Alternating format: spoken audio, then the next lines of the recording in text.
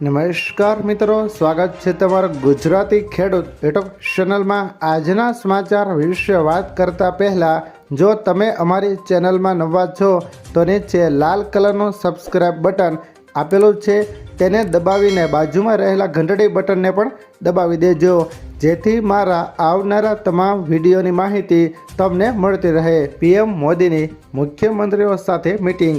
PM મોદીએ બધા રાજ્યોના મુખ્યમંત્રીઓ સાથે વર્ચ્યુઅલ મીટિંગ કરી છે, જે 5 રાજ્યોમાં ચૂંટણી યોજાવાની છે। તેના મુખ્યમંત્રીઓએ આ મીટિંગમાં ભાગ લીધો નથી।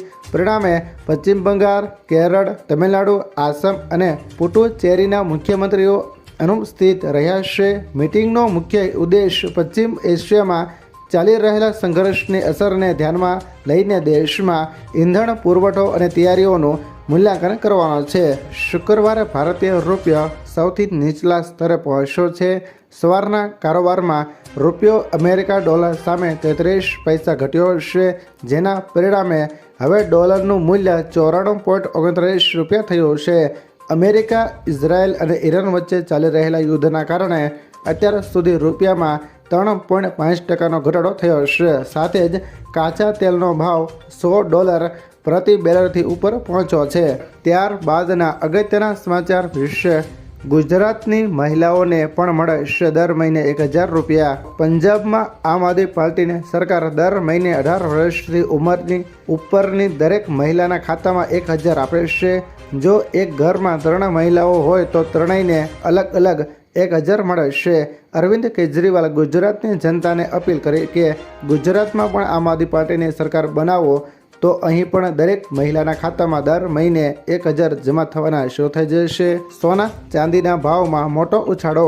મિડલ ઇસ્ટમાં યુદ્ધ અને વૈશ્વિક અસ્થિરતા વચ્ચે સુરક્ષિત રોકાણ વધતા MCX પર સોના ચાંદીના ભાવમાં તોતિંગ ઉછાળો આવ્યો છે। ચાંદીમાં 6126 રૂપિયાના વધારા સાથે ભાવ 2,25,450 પર પહોંચ્યો છે, જ્યારે સોનામાં 2109નો વધારો થતા ભાવ 1,44,517 થયો છે।